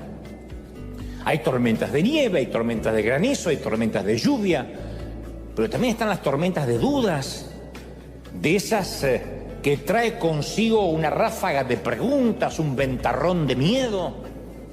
Siempre parece que hay más hambre en el mundo que comida, más necesidades que recursos, que dinero, más preguntas que respuestas. Parece que nunca se acaba. Desde hace 15 años yo me paro, casi 16 años me paro aquí cada domingo y trato de convencer a la gente de un Dios invisible que aún escucha y que ama. Y siempre digo, ¿cómo te ama, princesa, el Señor? ¿Cómo te ama, príncipe? Llevo a la fecha de hoy 901 mensajes haciendo esto aquí, sin contar las veces que hicimos cadena de 7 días o cuando he predicado por el mundo. Contando exclusivamente los domingos, hoy es el mensaje 901 que llevo haciendo esto. Y aún así se me suman miles de predicadores que están en este momento tratando de infundir fe a mucha gente que está llena de dudas. Y lo hago sabiendo de que hay gente que dice, yo intento creer lo que me dices de parte de Dios, pero Las tragedias siguen. El mundo, mi mundo está colapsado. No estoy hablando de que necesariamente estemos preocupados por la guerra de Ucrania, por el conflicto de Medio Oriente, sino que literalmente tenemos un caos en nuestro mundo y decimos, yo siento como que el Señor me dio la espalda, no importa los años de cristiano que tengamos. También me consta que hay algunos pocos dotados con una fe sobrenatural, y si tienes este don, puedes levantarte e irte ahora mismo y volver el próximo domingo, porque este mensaje no es para ti. Hay gente que dice, no, yo justamente vine con la chiripiorca ungida. Bueno, hay gente así. Si es así, este mensaje no es para ti. Pero este, como te dije al inicio, este mensaje es para aquellos otros cuya mente parece que nunca descansa y que nos hacemos preguntas complejas y a veces como para tirar la toalla, literalmente. No es que seamos maníaco-depresivos, es que la vida nos golpea, no nos da tregua, a veces nos deja en la lona y la mente no descansa, como dije. Fue el miedo a no tener nada que perder lo que me trajo a mí hasta aquí y la mayoría a ustedes. Un lago tranquilo siempre nos invita a quedarnos en la barca, y si no, pregúntenle a varios de vuestros hijos. Que algunos tienen edad, no quieren arriesgarse, no quieren hacer nada, porque papi y mami me mantienen, porque al cabo me deprimo si no me consigo el nuevo celular. La generación de cristal tiene que ver con gente que nunca ha tenido miedo de perderlo todo. Pero pone un hombre ante la disyuntiva de una muerte segura y una muerte probable y se decidirá por la segunda opción. Pedro sabía que quedarse en el barco era muerte segura, bajarse era muerte probable. Ningún acto de fe nace en un mar tranquilo. Muéstrame a un hombre, a una mujer que hace un acto de fe y te mostraré a alguien que no estuvo en la marea baja. Moisés no alzó la vara a la orilla del Mar Rojo porque ya se estaba abriendo o lo esperaba una lancha. Naamán no se sumergió 7 veces en un río pantanoso porque una recomendación médica. Y Pedro no fue liberado de la prisión porque en un cuartito de Jerusalén había un grupo de abogados, un bufet de abogados queriendo apelar al César. Fueron creyentes desesperados que estaban contra la pared. Fue una iglesia sin opciones. Al comienzo de todo acto de fe siempre hay una semilla de miedo. Si no tienes miedo, lo más probable es que no esté Dios ahí. Si no tienes miedo, no habrá fe. Te mueres de pánico por algunas cosas, yo también. No hay un momento que uno se hace tan profesional que el miedo se le va. Me da terror estar aquí cada domingo. No tengo nervios de escénicos, pero tengo nervios de no decir lo que Dios me está diciendo que diga o no estar a la altura o de algún modo fallarle a Dios. No hay un solo momento en que yo no tenga miedo. Y a veces el miedo a la muerte, el miedo al fracaso, el miedo a la soledad producen escenas de fe. La fe comienza cuando vemos que nuestro bote se hunde y Dios está allí parado sobre nuestra tormenta. Pedro habría intentado sobrevivir toda la noche y no fue suficiente. Moisés tenía al frente al mar y atrás a los enemigos. Los israelitas podían nadar o pelear. Ninguna de las dos opciones era suficiente. Naamán había intentado la medicina y consultado a adivinos, ya no tenía alternativas. La iglesia de Jerusalén sabía que no tenía esperanza de sacar a Pedro de la cárcel. No necesitaban fuerza, necesitaban un milagro. Y lo mismo ocurre con Pedro esta noche. Está consciente de dos cosas: que se está hundiendo y que Jesús está a flote. Que él se está hundiendo y que Jesús se mantiene a flote. Así que está muy claro de qué lado quiere estar. Pedro dice: si eres tú, manda que yo vaya caminando hacia ti sobre las aguas. Andrés lo mira y dice: ¿qué? Que vaya sobre las aguas. Sí, te escuché, pero ¿qué? Pedro no está probando a Jesús. Le está suplicando: sacame de acá. Deja que esto se ahoguen. Dar un paso sobre el mar embravecido no es cuestión de lógica, es un acto de desesperación. Así que Pedro saca una pierna y luego saca la otra y da algunos pasitos así como si hubiera un arrecife invisible debajo de sus pies. Y al final del cordón de rocas está el rostro luminoso de un amigo que significa vida, mucho miedo y un acto desesperado de fe. Este mensaje de hoy va dirigido especialmente para aquellos que alguna vez a través de la ventana de nuestro corazón pudimos ver a Dios de una manera diáfana, de una manera lozana, clara, especialmente cuando esa ventana de nuestro corazón, insisto, estaba intacta, transparente. Hubo un momento en nuestra vida, una temporada en que podíamos ver a Dios de una manera muy vívida. Los vidrios de nuestro corazón, siempre hablando en términos metafóricos, obviamente, estaban limpios, impolutos, y creíamos que ya conocíamos a Dios. Esa temporada donde decíamos, yo sé cómo Dios trabaja, yo sé cómo Él habla y sé cuál es su voluntad perfecta para mí. Hay momentos en la vida que nosotros nos ponemos un tanto petulantes y creemos que ya le conocemos la receta a Dios, ¿no? O que Dios es un menú y nosotros tenemos la receta y decimos, yo ya sé cómo Dios habla, yo ya conozco la voz de Dios. O sea, somos cristianos, pero sin muchas sorpresas, sin nada inesperado, sin sobresaltos. Sabíamos que Dios tiene una voluntad perfecta para nosotros y siempre, insisto, nos parecía que sabíamos bien cuál era y nunca nos movíamos de ese centro. Pero después llegó la temporada en que esa ventana del alma se agrietó. Vino una piedra, la rompió y la hizo añicos. Estoy hablando de ese inesperado guijarro del dolor que llegó a pesar de que hacíamos las cosas bien, de que amábamos a Dios, que creíamos que nuestra relación con Él estaba intacta. Esa piedra pudo haber sido una que nos lanzaron cuando niños, aquella vez que papá se fue de casa y nos abandonó, o quizás nuestro corazón infantil absorbió el impacto, siguió adelante, pero se terminó de romper durante la adolescencia. Durante la adolescencia hicimos catarsis de todo lo que nos había pasado durante la niñez y pasamos una temporada de rebeldía que no se terminó con la adolescencia, que perdura hasta hoy, porque hay dolor por algo que nos sucedió de manera imprevista. O tal vez cuando la ventana de nuestro corazón se hizo trizas, ya éramos adultos, y llegó en forma de una llamada telefónica, a veces de la estación de policía, del hospital, un diagnóstico médico, un mensaje de texto, una carta certificada con los papeles de la corte, lo que sea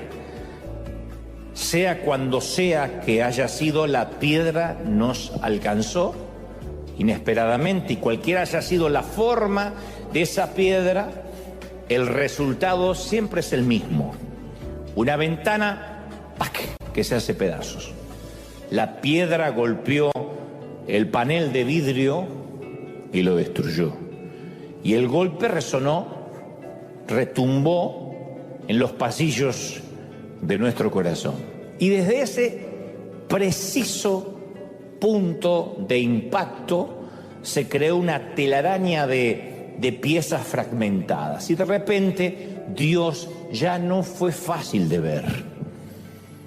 El mensaje va dirigido a aquellos que dicen, a partir de aquel infortunio, la visión que yo tenía de Dios ya no fue tan lozana, de pronto cambió.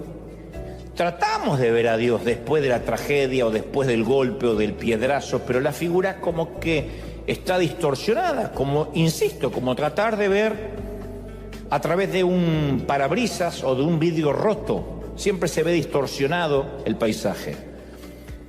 Y se nos hizo muy difícil ver a Dios por encima de nuestro dolor. Es muy difícil a veces ver a Dios por encima de los fragmentos de nuestra herida. Fundamentalmente porque estamos llenos de preguntas y razonamos, si Dios me amara, no debería haber permitido ciertas cosas en mi vida. ¿Por qué las permitió? Por muy maduros que seamos, siempre decimos la frase, las tragedias no deberían estar en la agenda del Señor. No lo puedo entender cómo un Dios de amor permite eso. Estoy hablando de divorcios, de cáncer, de enfermedad, y ni hablar de abusos infantiles, que los sufren niños de familias cristianas. Y uno se pregunta, ¿y por qué? Y desde el momento que esa piedra golpea, el vidrio se transforma en un punto de referencia para nosotros. Y tenemos preguntas como se hicieron los discípulos durante aquella tempestad que se desató de repente, porque apenas Jesús se separa de ellos, se meten en la barca, en el botecito, y la tormenta empieza. Y todo lo que veían eran cielos negros, mientras que ellos trataban de remar en el estropeado bote, remaban en una travesía de pesadilla. Se transformó de 0 a 100 en una pesadilla. Enormes vientos levantando crestas blancas de espuma en un mar de horror. Pesimismo que no permitía ver la orilla, oscuridad que hundía la proa, nubes que parecían humo pesado. Y los relámpagos parecían la batuta de un director de orquesta que daba las órdenes para que retumbaran los timbales del trueno, así que cada relámpago presagiaba un trueno que los hacía estremecer. Pero no era un trueno romántico, era un trueno que daba vuelta el barquito como una cáscara de nuez. Y el mar parecía un tazón en las manos de un gigante con Parkinson. Y por momentos quedaban suspendidos en el aire y un segundo después caían de bruces en el valle del agua furiosa. A los que les gustan los rides, les gusta subirse a las montañas rusas de los parques temáticos, saben que todo está controlado, que por más que casi queden pata para arriba, está controlado. Cuando estás en el mar, yo conocí a alguien que estuvo embarcado en alta mar porque pertenecía a la escuela de mecánica de la Armada en Argentina, y me decía, cuando la tormenta se pone recia, en el mar, no hay uno que no le ore o no le rece algo. Nadie queda ateo. Te haces, por la duda, orás a Dios y a la mezquita por la duda, el que esté despierto. Pero la tormenta del mar es la pérdida de control absoluto. Incluso más que ir en un avión. Es la pérdida de control absoluto, porque el avión está conectado en última instancia con la torre de control. Pueden venir inmediatamente aviones caza de rescate, en el peor de los casos. Pero en el medio del océano, en el medio del mar, esto no es un océano, el del caso de los discípulos. Pero caramba, que se sienten así. Se sienten como si estuvieran en el Pacífico, en el Mediterráneo. Y los discípulos asumieron que Jesús llegaría de inmediato. ¿Por qué? Porque lo habían visto calmar tempestades como esta. Esta no es la primera vez que les pasa. En el mismo mar, lo habían despertado, hagamos memoria, durante una tormenta. Él dormía sobre la proa y él se paró, ordenó a los cielos que guardaran silencio y se acabó. Habían visto cómo aquietaba el viento y suavizaba las olas. Así que es lógico que con esa jurisprudencia, con ese preámbulo, con ese precedente, iba a bajar del monte en cualquier momento y vendría a ayudarlos. Pero esta vez él no bajó.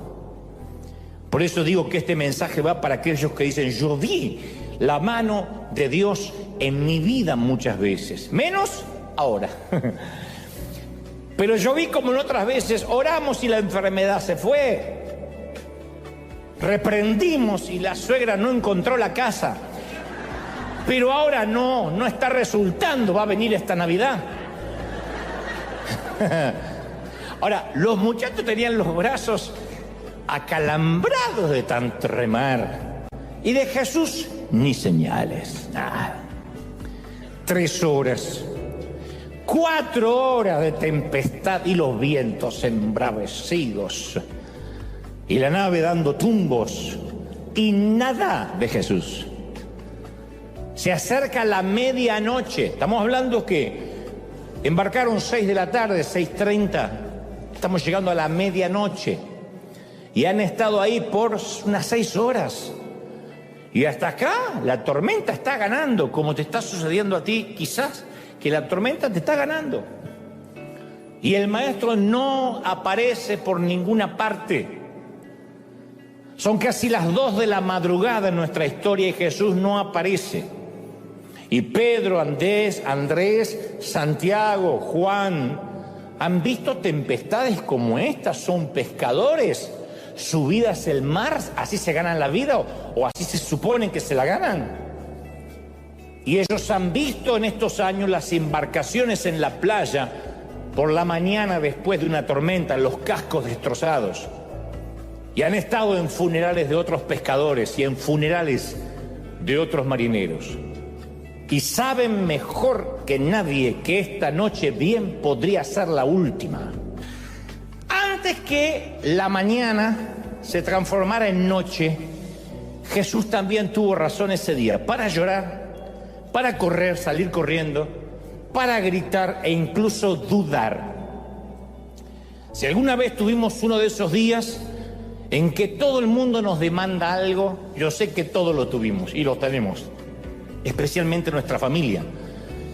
Cuando tu esposo te demanda algo y tus hijos te demandan algo y la suegra te demanda algo y tu madre te demanda algo y no te acordaste de tu madre, y dices, Señor, llévatela, si ya vivió esta señora, llévatela.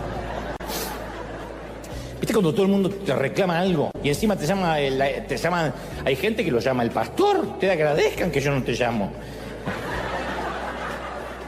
¿Qué pasa, hermano? Que hace un domingo que no lo veo, ¿se enfrió? Voy a decir, ay, Señor, aleluya. Entonces, repasemos un día en la vida de Jesús, especialmente ese día, que por la tarde, insisto, mandó a los discípulos al mar y él se sube a un monte a estar solo. Aquella mañana comenzó con la noticia, apenas se despierta, creo que Jesús ni siquiera se había tomado un café, cuando le llega la noticia de la muerte de su primo. Casi era un hermano para él. Su amigo, su precursor, Juan el Bautista. Habían matado a su primo, lo habían asesinado. Es una noticia que a Jesús le dolió profundamente. Las 2 madres habían quedado embarazadas a la vez. Su mamá María, la mamá de Juan el Bautista, nacieron juntos, se criaron juntos, jugaron juntos. Después fue el precursor el que salió a predicar de que el Mesías vendría atrás de él. Bueno, su primo, el hombre que estuvo más cerca de Jesús en su juventud, más que ningún otro, acababa de ser asesinado. Así que si perdiste un ser amado, a la persona que te conocía más que nadie, porque eso es lo que más duele. En un funeral no duele tanto el parentesco, sino si esa persona conocía tus secretos, porque se los lleva consigo. Y eso hace que uno diga, hoy no tengo a esa persona si las cosas se ponen feas. Esa persona para mí no fue mi papá, fue Juan Carlos Ortiz, el fundador de esta congregación, el que me llamó a venir a California, y yo podía hablar con él lo que sea. Así me hacía sentir. Podía contarle lo que sea. Podía decirle, acabo de matar a alguien. Y decía, trajiste una pala y lo enterramos. No era que era cómplice de asesinato, pero era esas personas que uno podía abrirle el corazón y hablar. Podíamos hablar de nuestros pecados sin pudor, de nuestras debilidades. No tenía que fingir, no me sentía juzgado. Y cuando él partió a la eternidad, yo sentí que quizás nunca más pueda volver a tener un pastor de esos, un mentor de esos. Así que Jesús sabe lo que uno siente cuando pierdes a un ser querido. Piensa en cómo reaccionarías si además te dijeran que tu mejor amigo fue decapitado por un incestuoso monarca, y te vas a dar una idea remota de cómo comenzó aquella mañana para Cristo. Eso es una mala mañana, eso es lo que yo llamo comenzar un pésimo día. Pero además la noticia llega con una advertencia que le dicen, el mismo Herodes que le cortó la cabeza a Juan va por la tuya. El mismo Herodes está interesado en verte. De manera que cuando aquella mañana Jesús se entera que la vida de Juan fue cegada y su propia vida amenazada, Jesús necesita sí o sí tener un tiempo a solas, necesita pensar. Porque no podemos creer que Jesús, el que caminaba en la tierra, aunque era el Hijo de Dios, era el Jesús que estaba sentado a la derecha del Padre tiempo después o antes de venir a nacer en el vientre de María. Él vivió, soportó las cosas de un hombre, la misma desesperanza, por momentos la misma tristeza, lloró. Así que no lo veamos como un superhéroe de Marvel al que dijo, muy bien, Herodes, ven por mí, aquí te espero. Eso no pasó. Así que supongo que cuando le llega la amenaza de muerte, también él se preocupa, caramba. Pero antes que pudiera irse a descansar y a pensar sobre la muerte repentina de su amigo, llegan los discípulos. Así es el orden de acontecimientos según las Escrituras.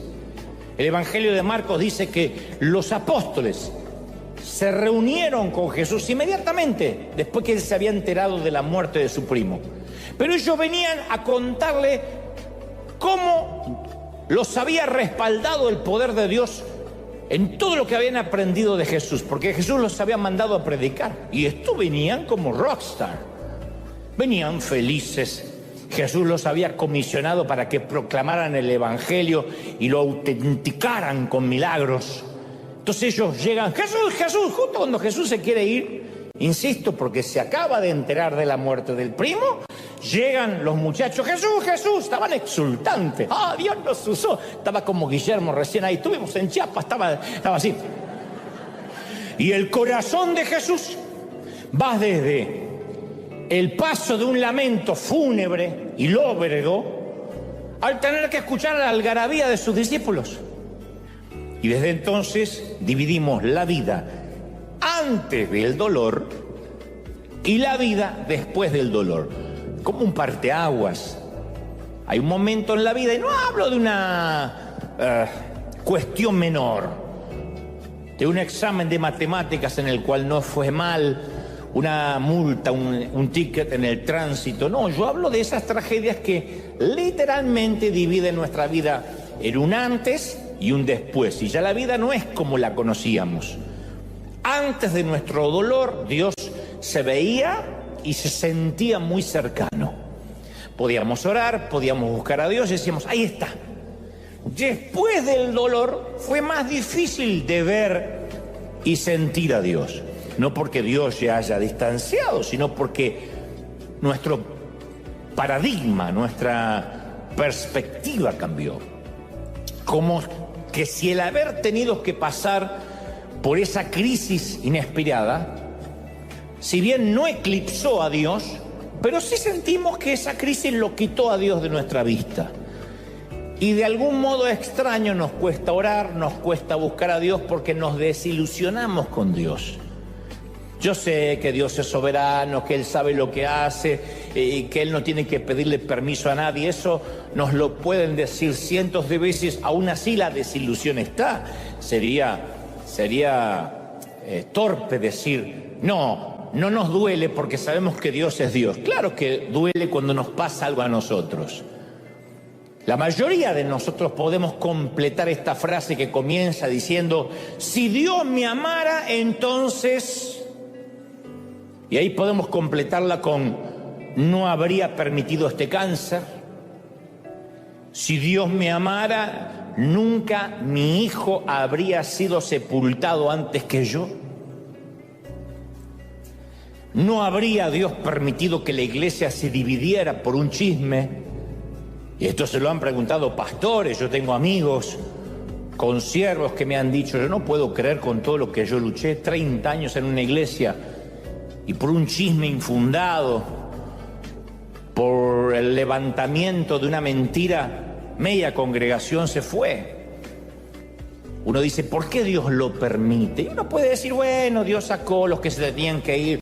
Uno siempre le puede buscar una explicación torpemente humana y lógica, pero uno sigue preguntándose, si Dios me amara no habría permitido ese hambre, el terremoto, el tsunami, que un camión lleno de niños se desbarrancara cuando iban de vacaciones de verano.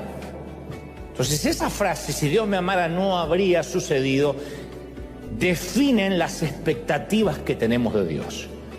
Y cuando el dolor llega a nuestro mundo, cuando la piedra rompe la ventana de nuestros corazones, es lógico que las dudas afloren a la superficie. No está mal dudar. Cuando la vida duele demasiado, uno duda hasta de Dios. Y esto no respeta la estatura espiritual de nadie. Duda desde el predicador hasta el que se considera apóstol y el último que se agregó a la congregación la semana pasada. Dudamos, porque los fragmentos de los vidrios rotos opacan nuestra visión de la vida, de lo que creíamos, y ahora ya no estamos tan seguros de lo que estamos viendo. Nos congregamos, venimos, pero no estamos tan seguros de lo que estamos viendo, de lo que estamos sintiendo. Y eso es precisamente lo que le sucedió a los discípulos durante una noche de tormenta, una noche histórica de tormenta donde pensaron que lo que veían no era lo que veían. Tampoco estaban seguros de lo que estaban viendo, como nos pasó a nosotros. Y te cuento algo más. Yo estoy seguro que los discípulos, si pudieran hacer un flashback, volver el tiempo atrás, lo harían de nuevo, subirían a esa barca. Digo, los muchachos subirían al mismo bote y navegarían en la misma tormenta. ¿Cómo lo sé? Porque a través de la tormenta, por primera vez vieron al Salvador. Por primera vez. Mateo 14:33 dice, entonces todos los que estaban en el bote lo adoraron, diciendo, verdaderamente tú eres el Hijo de Dios. ¿De verdad? ¿Ahora se dan cuenta? Ternura. Después de la tormenta lo adoraron por primera vez. Como grupo, nunca antes lo habían hecho. Compruébalo, buscaron la Biblia en casa. Nunca antes se reunieron para adorar. Busca otra ocasión en que los discípulos como grupo adoraron. No los vas a encontrar. No vas a encontrar que se pusieron a adorarlo cuando sanó al leproso, ni cuando perdonó a la adúltera, o cuando predicaba a las masas. Ellos estaban dispuestos a seguirlo, a dejar sus familias, a echar fuera demonios, incluso a formar un ejército, pero solo lo adoraron después del incidente del mar. ¿Por qué? Sencillo. Porque esta vez eran ellos los que habían sido salvados. Esta vez era el cuello de ellos que había estado en juego. Sus cuerpos habían sido arrancados de las profundidades del mar. Y en un minuto estaban a punto de irse al abismo. Y al siguiente se encontraron fuera sobre la cubierta de un bote tranquilo en un mar apacible. Así que los tipos adoraron por primera vez. Hicieron la única cosa que uno puede hacer cuando el Señor suspende una sentencia de muerte: alzar la vista y agradecer y adorar. Entonces, cuando uno reconoce a Dios como creador y mira las estrellas y los cielos y las montañas de California, uno dice, Señor, te admiro.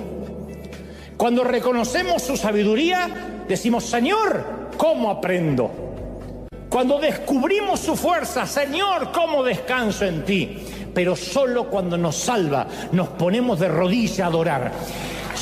Solo cuando nos salva decimos, Señor, me has salvado. ¡Aleluya! Alguien tiene que adorar más que eso con un aplauso. ¡Se va! Yo lo creo. Entonces, este es un escenario de antes y después. Antes de nuestro rescate manteníamos a Dios a distancia. O sea, no es que dejamos de ser cristianos, pero veníamos una vez cada semana aquí, 2 horitas y a casa. Sí, Dios es importante, pero también mis vacaciones. Sí, Dios es importante, pero también mi empleo, la casa que quiero comprar, el auto soñado. O sea que Dios comparte el mismo lugar con otras prioridades. Pero entonces un día viene la tormenta. La furia, la lucha, el soltar amarras, la noche sin estrellas. Y la casa, el auto y el celular nos importa un cuerno. Porque llega el cáncer, el diagnóstico, la quiebra, el divorcio, el vicio, el conflicto, la salud frágil, el despido. Y nos ordena los patitos otra vez. Cae la desesperación como niebla y perdemos la orientación. Y fue cuando torpemente nos dimos cuenta ni que el empleo, ni las vacaciones, ni el amante, ni el sexo nos pueden sacar de la tormenta. Y nos percatamos que una tormenta nunca se va a dejar impresionar por los títulos, ni por una casa.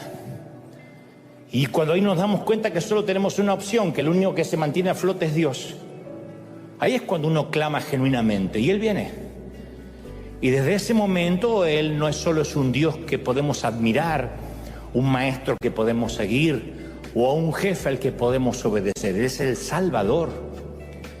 Y un Salvador merece ser adorado.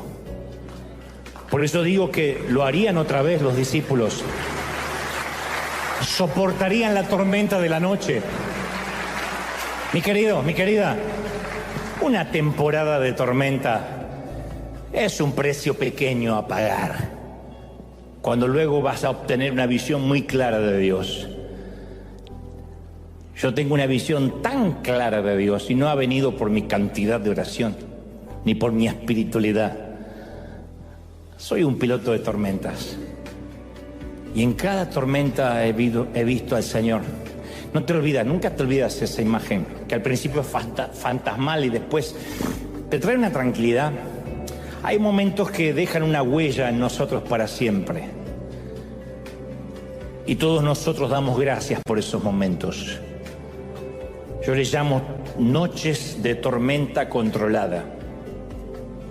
Por esa tormenta en que Dios nos deja que nos asustemos lo suficiente como para sentir que no hay opciones y lo necesitemos. Y luego se acerca lo suficiente para que lo veamos. Al principio sentimos la desorientación del naufragio, ¿cómo no? Pero lo bueno de esto es que nos obliga a buscar a Dios con una intensidad que no lo buscaríamos de otra manera. Las temporadas y las tempestades imprevistas nos ponen de rodillas y nos vuelven dependientes del Señor. Todos los nuevos capítulos de mi vida siempre suelen comenzar con una enorme tempestad, siempre. Yo no las pido, no es que soy masoquista, no oro para que vengan, pero siempre aparecen. Y como piloto de varias tormentas vividas, voy a darte un consejo que no me estás pidiendo, pero que siempre me ha resultado. Aférrate lo más fuerte que puedas al primer mástil que encuentres a bordo. Resiste los próximos diagnósticos médicos, resiste las próximas intimaciones de pago, resiste. No dejes de tener fe. Tarde o temprano, te prometo, el Maestro vendrá.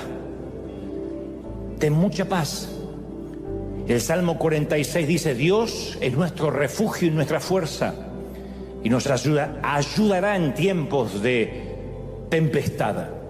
Por lo tanto, no temeremos cuando vengan terremotos y las montañas se derrumben en el mar, que rujan los océanos y que hagan espuma, que tiemblen las montañas mientras suben las aguas.